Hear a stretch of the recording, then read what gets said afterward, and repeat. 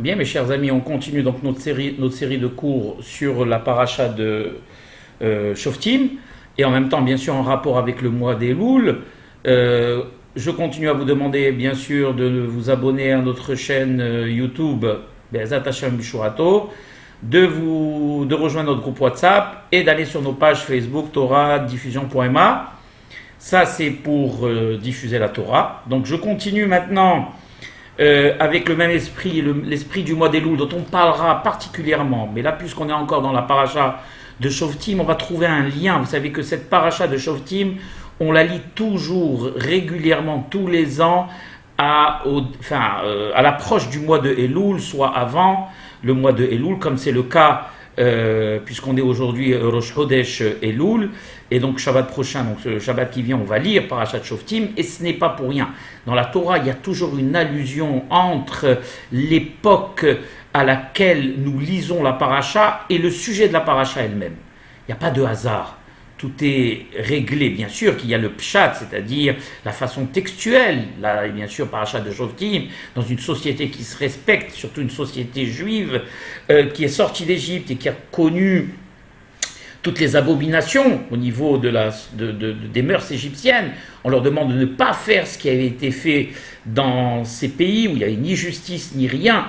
Comme disent les Chachamim, quand il y a une justice en bas, eh bien, il n'y aura pas de justice en haut. Dieu, qui Kiviachol, n'interviendra pas, car tout sera propre en bas. Et donc, dans ce cadre, on nous demande, dans une société moderne, on va s'installer en Eretz Israël, on va diviser la terre d'Israël selon les Shevatim, selon les tribus. Et donc, il y aura sûrement et fatalement des conflits. Et il faudra les régler de la meilleure manière possible. Grâce à la justice de la Torah. Et donc dans ce sens, on te demande de nommer des shoftim, des juges et des policiers pour faire respecter la loi dans toutes les villes. On l'a expliqué dans le cours sur le Or HaChaim HaKadosh. Maintenant, il y a ce qu'on appelle l'allusion, c'est-à-dire la façon cachée que les Chachamim tirent dans l'explication du Passouk. Et je vais vous en faire part. Shoftim veshotrim, on va le lire d'une autre façon cette fois-ci. Shoftim veshotrim titen lecha bechol she'alecha. Juge et policier, tu te mettras, tu mettras sur toi. On a expliqué pourquoi lecha dans le cours précédent, mais là c'est une autre façon de voir. Pourquoi titen lecha et que veut dire shoftim et shotrim dans l'allusion? Bechol she'alecha, dans tous tes portiques, tes portails. Ce que ça veut dire, Asher Adonai Elohecha noten lecha lishvatera. Ça veut dire quoi?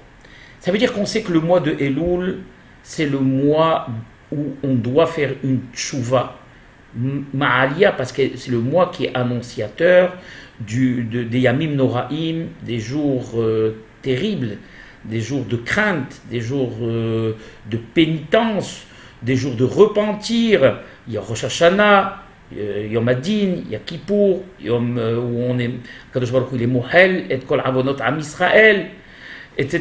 Il y a Sukkot, il y a Hosha'ana Rabbah, où, comme ils disent les Hachamim, les Takim sont Sourim, les Beddin, et que là on est Hotmim et Hadin. Donc c'est une période vraiment de crainte, de peur, de jugement, etc. Et donc on ne peut pas aller à un jugement, se présenter devant Akadosh Baruch Hu si on n'est pas prêt. On doit faire déjà le bilan de nos actions. On va arriver à la nouvelle année. Donc on a toute une année qui est passée, dans laquelle on a fait Baruch Hashem les mitzvot, mais malheureusement on a fait aussi des averot. On doit donc, pendant ce mois-là, c'est un mois de réflexion, d'introspection, où on doit travailler sur nous-mêmes. C'est pas pour rien que nous, les Sfaradim, on a l'habitude, à la différence de nos frères Ashkenaz, qui eux font les Selihot à partir du jour après Rosh Hashanah, nous on les fait déjà le premier jour après Elul, après le Rosh Chodesh de Elul, pendant tout le mois on va à la synagogue. Je ne sais pas cette année malheureusement comment ça va se passer avec ce maudit virus, mais enfin on se levait plus tôt pour aller à la synagogue, pour lire les Selihot qui sont des prières où on demande pardon à Kadosh Baruch Hu, exactement les prières qui ressemblent au Yom Kippourim, où on dit des Vaya'avor, on sonne le chauffard. On va expliquer dans tous les cours que je vais donner la symbolique du chauffard, etc., etc. Donc c'est un mois de préparation. On ne peut pas arriver au Rosh Hashanah sans s'être préparé. Et pour se préparer, il faut se connaître, il faut se sonder, et il faut se juger soi-même. Il faut être honnête avec soi-même. Parce que comme il disait Ramim, chaque personne, elle, se voit quitte. Quand elle se regarde au miroir, elle va toujours, dans le miroir, pardon, elle va toujours trouver un côté apaisant, un côté les akot et atzmo, s'acquitter, on va vouloir s'acquitter, le Yetzirah va nous trouver des excuses pour chaque péché qu'on a fait, mais réellement cette excuse qu'on se trouve à nous-mêmes, est-ce que devant le Beddin Shelma, là devant le tribunal céleste, elle tiendra? Mais bien sûr que non, puisqu'on aura en face Akadosh Baruch Hu, qui lui, les Bohen Keleyot Vala, qui sonde les cœurs et les reins, et qui connaît l'intérieur de chaque personne. Donc, pourra-t-on Hazvi Haïla mentir à Akadosh Baruch Hu, raconter des histoires, les histoires qu'on se raconte à nous-mêmes, allons-nous pouvoir les raconter à Akadosh Baruch Hu? Il est sûr que non. Et donc on a le devoir de se mentir à soi-même. Ça ne sert absolument à rien parce que on ne pourra pas mentir à Kadosh Baruch Hu. Et donc ce mois de Elul est un mois où on doit faire attention, un mois où on doit s'analyser, renoncer, travailler sur nous-mêmes, prendre des résolutions pour ne pas commettre les erreurs qu'on a commises dans le passé. Et on sait de manière sûre que les sens, que nos sens à nous, sont ce qu'on appelle les entremetteurs de la faute. Ça saurait à Havera. Quels sont les sens?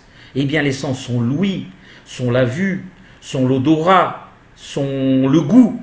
Tous ces sens-là sont les provocateurs de la faute. Pourquoi? Parce qu'ils sont les portes d'entrée de toutes les abominations si on ne les muselle pas et on ne met pas shoftim veshotrim, des juges. Donc on se juge nous-mêmes, et des policiers pour empêcher toutes les mauvaises choses de l'extérieur de nous pénétrer. La vue, par exemple, on sait qu'elle est à l'origine de beaucoup de fautes, voir des images qu'on ne doit pas voir des choses qu'on ne doit pas voir, marque la neshama. Déjà, même au niveau de la psychologie, tous les grands psychologues vous diront qu'il y a des enfants de 2 et 3 ans qui, quand ils sont arrivés à l'âge de 40 ans, ne comprenaient pas pourquoi ils étaient perturbés et que par des séances d'hypnose, on a réussi à remonter en arrière et à remonter à l'âge de 2-3 ans, ils ont assisté à des scènes, ils ont vu des scènes qui les ont marqués. Donc, on sait que l'œil, c'est comme un appareil photo, quand l'objectif s'ouvre, il imprime la pellicule, ça ne part plus. Donc l'œil, il fait partie des sarsourés à Avera. On pense qu'une image dénudée, une image pas bien d'une femme nue, ou n'importe quoi d'autre, une image aussi où on voit du sang, ou des films que Dieu en préserve, la télé aujourd'hui, faire très attention, qui est à la portée de nos enfants, des films de violence, ça imprègne la psychologie et par cela même l'âme de la personne, et ça la marque. Donc, on a parlé des yeux, parlons des oreilles. Les oreilles, on entend à longueur de journée du Lachon Hara, des critiques, des mauvaises choses sur celui-là, sur Réhouven qui dit sur Shimon qui dit sur Lévi. Et donc, on va utiliser bien sûr la bouche, non pas seulement pour manger, n'est-ce pas, ou pour dire des Dvar Torah, ou pour dire des paroles d'encouragement, ou des gentillesses, ou des encouragements, ou des compliments, mais pour le Lachon Hara. Comme je l'ai dit dans plusieurs de mes cours, beaucoup de personnes font très attention à la cacheroute, à ce qu'ils mangent, à ce qu'ils rentrent. C'est une bonne chose. Mais c'est encore plus grave de faire attention de ce qui sort. Parce qu'il est vrai qu'il est interdit de manger du non-cachère. Mais croyez-moi, c'est pas que là, j'autorise de manger du non-cachère. N'allez pas mal me comprendre. Hein? C'est que la faute du Lachon Hara est beaucoup plus grave que de manger du non-cachère. Croyez-moi. Et le deuxième temple a été détruit à cause de ça. La Lachon Hara est quoi? Est le reflet d'un mauvais fond, d'un lèvra, de la sin'a, de la kin'a, de la ta'ava, de toutes ces fautes, ces péchés capitaux qui entraînent la division du Ham Israël. D'accord? On sait que, on a parlé de l'odorat également, sentir des odeurs qu'on ne doit pas sentir quand on passe par exemple à côté d'un restaurant non cachère. Eh bien ces fumées qui nous montent peuvent provoquer une envie chez nous, ou un parfum de femme qui n'est pas la nôtre peuvent provoquer aussi une envie chez nous, d'accord? Donc on sait, et les haramim savent, et tout le monde sait, que les sens sont les sarsurim, ce sont les entremetteurs de la faute. Et donc quand on en est conscient, on doit les museler, on doit faire en sorte de mettre des policiers à chaque entrée et de ne laisser rentrer que ce qui est cachère, tant au niveau de la vision, qu'au niveau de l'odorat, qu'au niveau de la bouche et qu'au niveau des oreilles. Et c'est ce que la Torah nous dit à la bataille. Shoftim veshotrim, des juges et des policiers, titen lecha, tu te mettras, c'est pour ça qu'il y a lecha, pour toi, en toi, bechol she'arecha, dans tous les portails. Et les portails ne sont plus les portails des villes dont on a parlé dans le cours précédent, mais sont les portails de notre être, c'est-à-dire nos sens à nous.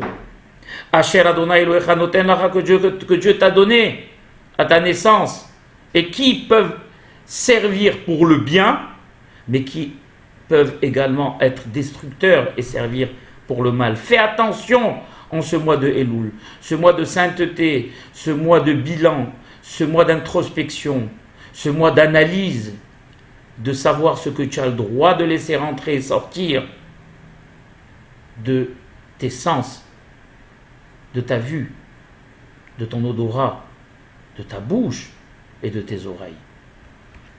Ça, c'est une première explication, et cette explication que je vous donne est une explication connue. Je ne vous apprends rien. Mais il y a une explication, elle, qui est beaucoup moins connue et qui va nous venir d'un très grand hacham, Rabbi Asher Weiss, et il dit la chose suivante. On va reprendre le passouk cette fois-ci et le voir d'une manière différente. Shoftim veshotrim titelecha bechol she'alecha. Il dit ici, Rabbi Asher Weiss, que on a parlé des sens tout à l'heure. Les she'arim, c'est les sens, c'est les portiques, les portes d'entrée du corps. Mais en même temps, on peut dire aussi que ce sont les portes des tribunaux. Alors, comment est-ce que moi, je peux nommer... De quels tribunaux parle-t-on? Est-ce qu'on parle des tribunaux normaux dont la Torah nous a parlé selon l'explication du Orahim Akadosh, où on parle de juges qu'on doit nommer dans les villes? Il vient, il nous dit quelque chose d'extraordinaire, le Rav Asher Weiss. On sait que Rosh Hashanah et Kippour, c'est le jour du jugement. Rosh Hashanah, c'est le jour du... Chaque personne dans le monde, qu'il soit juif ou non juif, est jugé par Akadosh Baruch Hu, et Akadosh Baruch Hu décidera de vie ou de mort sur chacun, décidera du nombre d'enfants qu'il aura, décidera de la parnassa qu'il aura, décidera de la longueur de la vie qu'il aura, décidera de sa santé, décidera de tout. Rosh Hashanah, on est jugé sur le matériel, de tout ce qui permettra aux Juifs de vivre dans de bonnes conditions pour le servir, ou Hazve Haïla dans de mauvaises conditions, selon ses actions. Et donc on est jugé. Et il vient nous apprendre quelque chose, le Rav Asher Weiss. Il nous dit, tu as la possibilité, à partir de ce mois d'Elul, de nommer toi-même tes juges au tribunal céleste. De nommer toi-même tes défenseurs. De faire une provision de défenseurs. Car malheureusement, tu as fait des fautes, comme tout un chacun. On n'est pas parfait. Et donc, tu auras besoin du plus de défenseurs possible pour que la balance penche en ta faveur. Et donc il dit Shoftim veshotrim titen lecha bechol she'arecha. Tu as la possibilité de toi-même nommer des défenseurs au Beddin céleste. C'est pas un scoop ça, la bataille? Aurait-on pu penser qu'on avait la possibilité d'intervenir dans le Beddin céleste? Eh bien oui, mes chers. Pourquoi? Parce qu'il y a un principe connu. Il est écrit dans ma Masechet Megillah, et ça tout le monde le sait.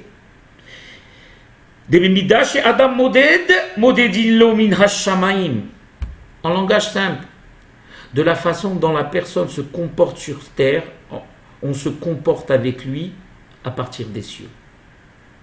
C'est-à-dire que c'est un prêté pour un rendu. C'est donnant-donnant. Tu te comportes comme la plus vile des personnes, tu n'as pitié de personne. Dans tous les domaines de la vie, tu n'as pas pitié de ta femme, tu n'as pas pitié de tes enfants, tu n'as pas pitié de tes clients, tu n'as pas pitié des juifs de ta communauté. Comme ils disent les haram, tu peux être un bon juif, entre guillemets, mettre tes téfilines sur la tête, aller à la synagogue, faire ce que tu dois faire. C'est très important, certes, mais tu as oublié que la Torah a été donnée avec 2 tables, alors qu'Akadosh Baruch Hu aurait pu donner la Torah sur une seule table. Shnei Luchot Habrit, il y a marqué 2 tables de la loi. La première table, on le sait, celle de droite, elle concerne les lois verticales, le rapport que tu as avec Akadosh Baruch Hu, Anochi Hashem, Lo Yehye Lecha, etc., etc. Mais la table, la partie de gauche, elle concerne la relation horizontale, celle que chaque juif a avec son prochain et avec tous les êtres de l'univers. Lotil Tsar, Lotil Af, Lotahane, Lotahmod, etc. Il y a des personnes qui ont oublié qu'il y avait la partie de gauche. Ils sont concentrés sur la partie de droite. D'accord? Alors ils sont forts dans les halachot, dans la façon de faire la prière, dans la kavana. Vous les voyez, c'est des tzadikim, comme il est marqué, quelque chose d'incroyable. Il y a marqué que quand l'enfant il sort, l'enfant, le fœtus sort au monde, les malachim sont mashbirim, le font juger, tiet tzadik, velo racha, soit juste et pas un impie. Alors les haramim disent, tiet tzadik, ça suffit, qu'on dise à quelqu'un, sois injuste, c'est sûr que tu ne seras pas un racha. Ils disent non. Il y a des tzadikim qui sont en même temps des rechaim. Ils sont tzadikim, comme j'ai expliqué. On les voit, aspect extérieur, magnifique. Mais ce sont en même temps, malheureusement, des rechaim, parce qu'ils sont vils, ils sont sauvages, ils n'ont pas d'erech, ils sont méchants, ils critiquent, ils utilisent leur langue pour dénigrer, pour humilier la Hamana d'Itzlan. Et alors elle dit ici, la Masechet Megillah, Keshem she'adam modedin lo min hashamayim, et kol hamerahem ala beriot, merahamim ala min hashamayim. Par contre, à contrario, toute personne qui est miséricordieuse, qui fait du bien, qui encourage, qui entoure, qui console, qui a pitié de son prochain, alors de la même manière, on aura pitié, minashamayim, Akadosh Baruch Hu aura pitié de lui. C'est-à-dire que Kivyachol, c'est comme si on enlevait Kivyachol, une charge à Akadosh Baruch Hu, qui lui est un Dieu de bonté et qui se doit de distribuer la bonté partout. Alors nous, on l'a Kivyachol devancé, comme il est écrit, Honendal Malve Hashem, ou Malve Hashem Honendal, ou Love Hashem Honendal. Ça veut dire celui qui a pitié, qui est miséricordieux, qui fait de la tzedaka à un ani, à un pauvre, c'est comme s'il prêtait de l'argent à Kadosh Baruch Hu. C'est extraordinaire. C'est-à-dire que normalement, Kadosh Baruch Hu aurait dû donner cet argent aux pauvres, puisqu'à Kadosh Baruch Hu merhem al kol briyotav, et nous on l'a dévancé. Vous croyez qu'Akadosh Baruch Hu il va oublier cette chose? C'est comme si on lui avait avancé de l'argent à Kadosh Baruch Hu. C'est pas extraordinaire? Et regardez, il dit ici, et le siman qu'on a pour le savoir, Kol zman she'ata rahman hakadosh baruch hu merachem alecha, encha merachem, en hamakom merachem alecha, וכאשר אדם מוחל וסולח לכל, ומעביר על מידותיו, כך דנים אותו בשמיים ברחמים ולא בדין. Écoutez-moi bien, ça c'est fondamental, mes chers amis, c'est fondamental. Je l'ai expliqué, c'est donnant. Akadosh Baruch Hu, il a un attribut de justice. Et des fois, cet attribut de rigueur et de justice, malheureusement, il ne fait pas de quartier. Et quand Akadosh Baruch Hu, malheureusement, la coupe est pleine et qu'il a décidé de déverser sa colère ou un jugement dur sur une personne, eh bien, rien ne pourra le retenir parce que en haut, il n'y a pas de défenseur, il n'y a pas de contrepoids. Mais quand une personne a décidé d'être Rahman, d'être miséricordieux, sincère, gentil, et qu'en plus il est Ma'avir al-Midotav. C'est quoi Ma'avir? C'est quelque chose que j'ai expliqué dans plusieurs de mes cours, même mes cours en hébreu. C'est une qualité qui est surhumaine. En hébreu, on dit les Ma'avir al-Midotav, c'est-à-dire que chaque personne a en lui des qualités et des défauts. Prenons par exemple le défaut de la colère, qui est un défaut terrible, qu'on doit travailler, qu'on doit soigner. On sait combien les hachamim dénigrent ce défaut. Mais malheureusement, la nature humaine est ainsi faite. Et une personne née avec des défauts. Ce défaut de la colère, eh bien, le plus facile pour un homme, c'est de bondir et de rugir et de déverser sa colère à chaque fois et à chaque occasion.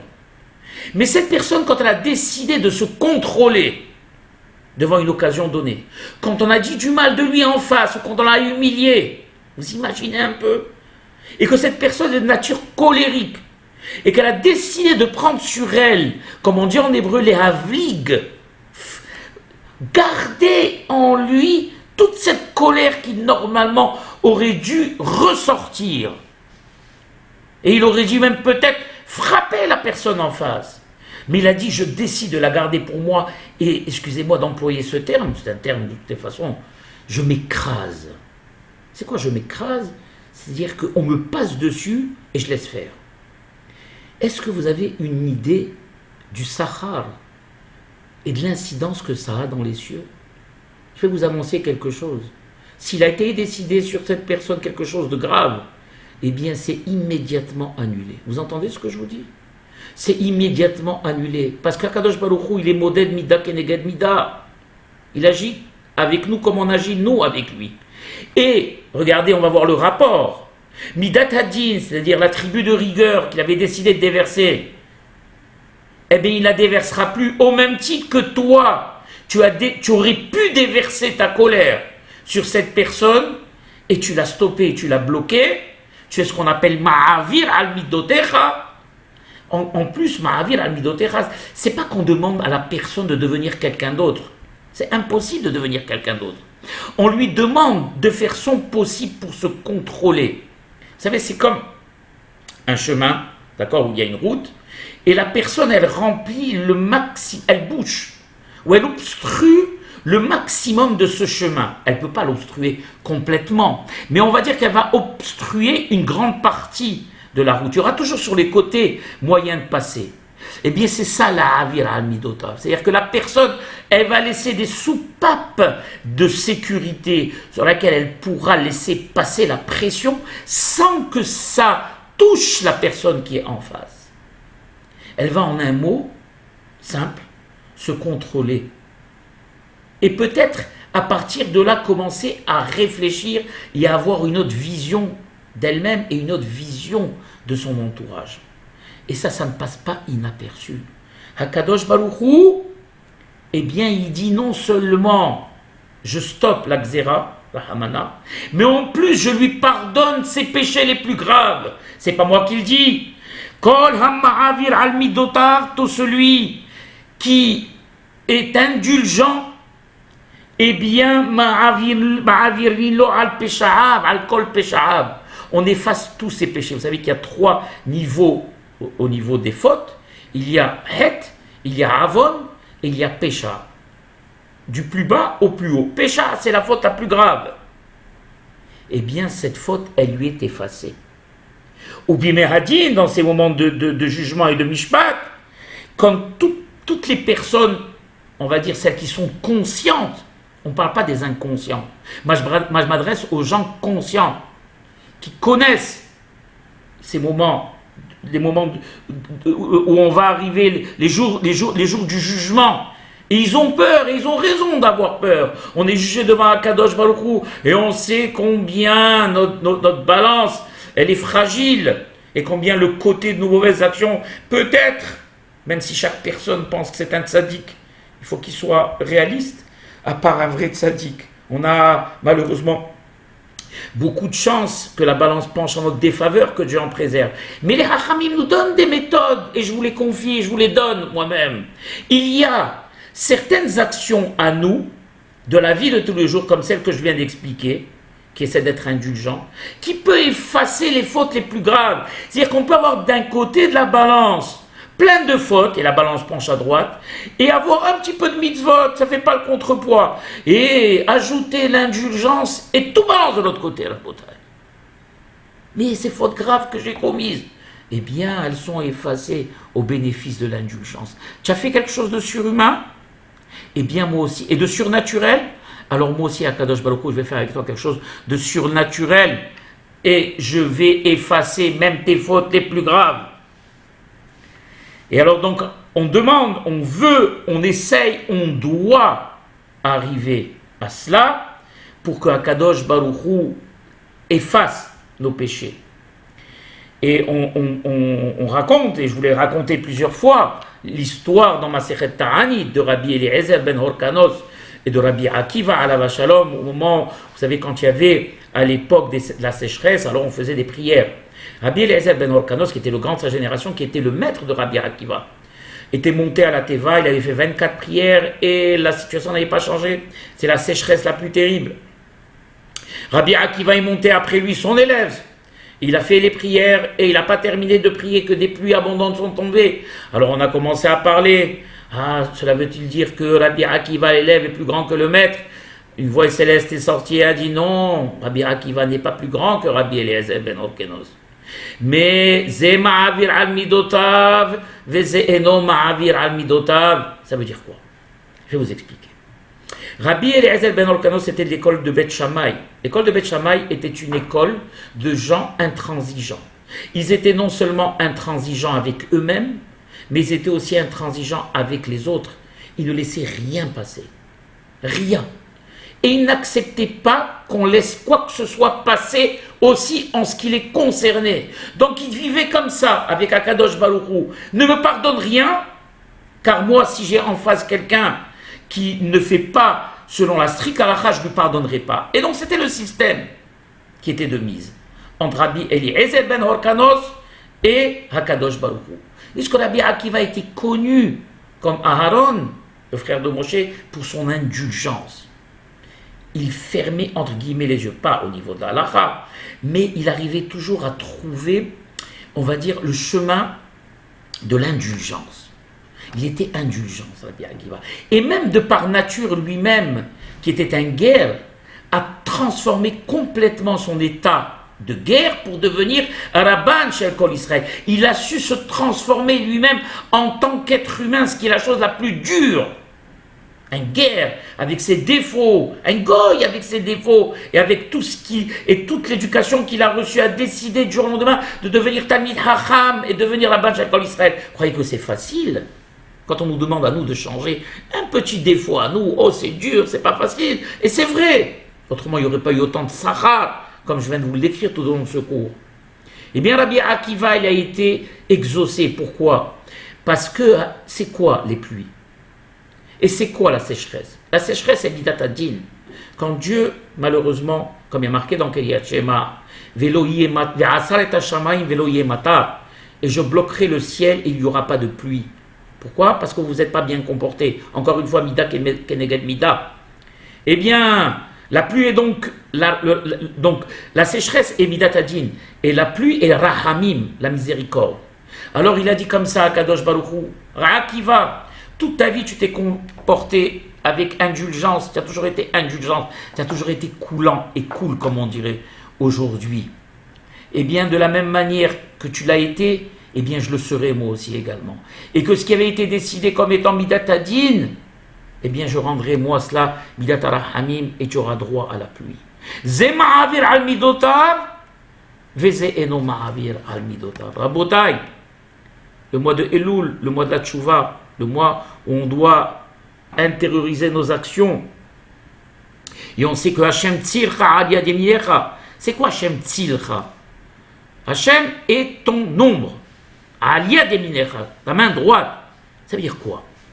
Ça veut dire de la même manière que l'ombre suit les mouvements de la personne, que ce soit un mouvement vaste ou un mouvement restreint, l'ombre reproduira exactement le mouvement de la personne. Et bien qu'il viendra de la même manière, Akadosh Baruch Hu est ton ombre.